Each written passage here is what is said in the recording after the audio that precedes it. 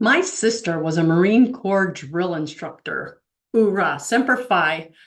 I enlisted in the Marine Corps when I was a junior in high school, and I was so excited to go into the Marines. I had been on 11 months delayed entry, and then I got pregnant and I couldn't go into boot camp. Now, I know for some of you, you're super smart and you were going straight to college, but my parents couldn't afford to put us in college. I graduated ninth in my class, and I was that girl that was successful at everything, and I should have been able to go to college, but that's time for another video.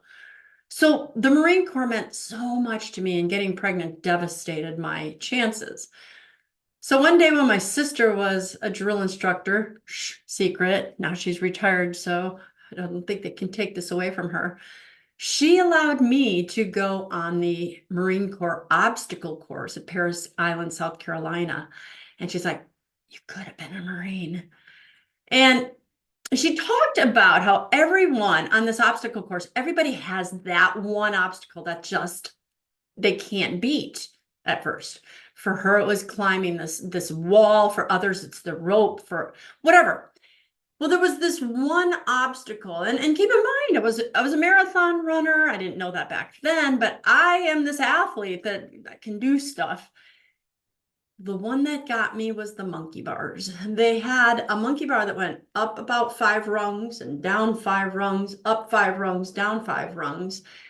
I can barely ever I've got fantastic leg strength, but I don't have a lot of arm strength. So I'm getting there, and I get to the obstacle course and I do 1 or 2 and I'm like, oh, I can't do it. And I'd fall. I was like, let's do it again. And no matter how hard I tried, I felt like I would never conquer this thing. So my sister, who's about 3-4 inches shorter than me, just got trained as a DI, stood next to me, said, do it again. And I'm like, oh, fine, whatever. And as I put my arm on each monkey bar, my sister then said, next one, next one, next one, move it, move it, move it, move it, move it, move it. I'm like, ah, ah, and I just kept going. And I made it to the end. I made it to the end. And I was like, oh. I got off. I had blistered my hands, popped the blisters, and gotten holes on each of the knuckles on the palms of both my hands in that short 2-minute, 30-second, whatever it was, transition from one end to the other. And then the monkey bars, I was like, oh, I did it. Oh, I was so excited. I can't even express to you how excited I was. And I've thought about this over the years.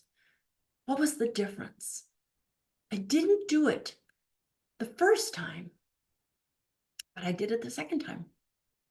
Same wimpy muscles, same obstacle course, same apparatus. And what I realized is that my sister, shouting in my ear every single step of the way, gave me zero opportunity for negative self-talk. My sister was louder than my own self-talk as she encouraged me from one end to the other.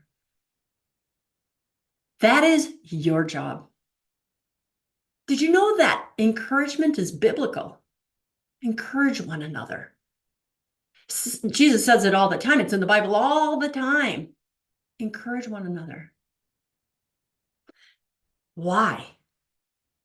Even when I wrote my book, The Super Couple, the formula for extreme happiness in marriage. For those of you that have just started watching my videos, go look it up. The Super Couple, a formula for extreme happiness in marriage. It's fantastic. Oh, if I don't say so myself, the reviews are saying so. But I found that there was, in fact, a formula for extreme happiness, and people didn't just get lucky and marry a soulmate, which is just not a Catholic concept.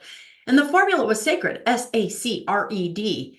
And I figured most of them out. But when I got to the E, I was like, what is that? What is it? I thought it was a pessimism, optimism thing. And I realized, no, what I'm looking at is the difference between encouragement and discouragement.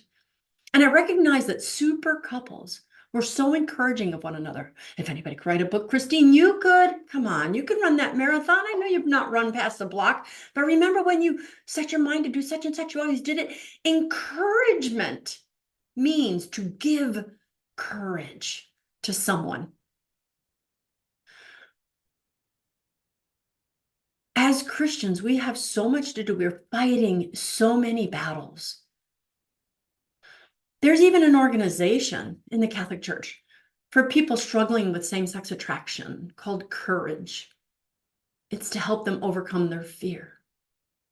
But then they have the group called Encourage, and it's for the family members. AA, SA, all of these support groups show the value of encouraging one another.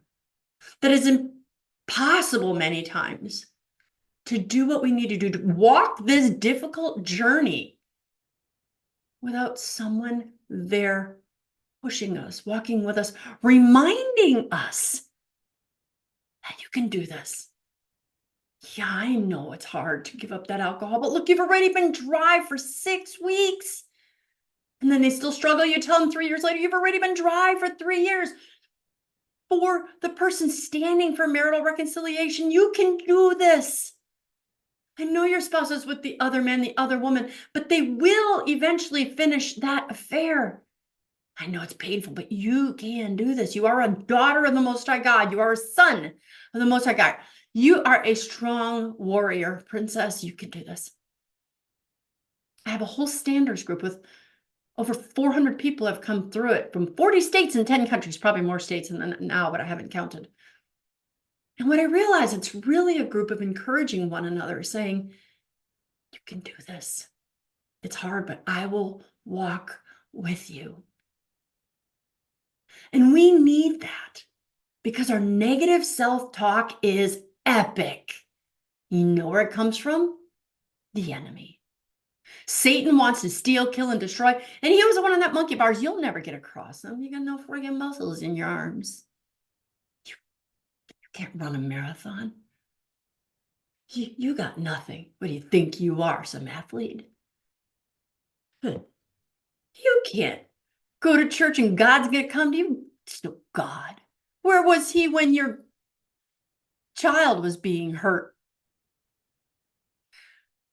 Satan is in our negative self-talk. And I know that because we were made as children of God to be able to do anything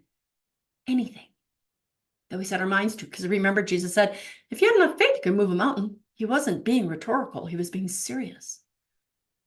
Our lack of faith comes from Satan saying, come on, really? So we need others in our ears who are louder than our own negative self-talk. So when you're down and I'm like, you can do this, I'm here for you. Call me when you need to. Text me when you need to. You have probably encouraged someone else. Or let's do some checking here. Are you the discourager? Are you the negative one that's often saying, I don't know if you can do it? Do you need to check yourself? Because discouragement is not godly. And if you don't believe the person can do it, keep your mouth quiet. Let's at least let them try. I think there's a verse that said, encourage one another with a kiss. I don't think you need to kiss everybody you want to encourage, but I just think of how much the apostles, after Jesus died, had to keep encouraging each other. They met together. They'd meet as a group. Even when Jesus was alive and he sent them away 2 by 2 by 2, and then they came back and like, oh my gosh, we drove out demons. Oh my gosh, over here we had these healings. Oh my gosh, and Jesus needed to send them out in twos to encourage one another. And then they'd come back in a group and report back. And all this encouragement strengthens. It strengthened them so that they could go out and do more. And then it strengthened the body of Christ. Strengthened the faith, and it grew and it grew and it grew. I want to encourage you that whatever it is that you're afraid of doing, it's your negative self-talk that's giving you that fear. And it is Satan giving you the negative self-talk. You find someone who is an encourager. You find someone whom God has put in your path that says, no, you can do that. They'll be honest. Often they'll say, oh, it'll be hard, but you can do it. And that's the person you should listen to. That's why those Marine Corps drill instructors are so powerful. They may sound mean, they may try to beat you down so they can build you back up, but they build you back up. They beat down all that negative, and then when they're done, they salute you. The last day of boot camp on graduation, the one who beat you down salutes you and calls you Marine because they know that you accomplished it. And little did you realize they were actually encouraging you in the good times and the bad. I hope this helps. Now, I want to encourage you to go out and win some souls for Christ. Speak a truth that you're afraid of speaking. Go and accomplish something that you feel the Lord is telling you to do. Let me know in the comments how you succeeded. I'm Dr. Christine Bacon. Thanks for watching another Breakfast with Bacon. And I always want to remind you to live your life sunny side up.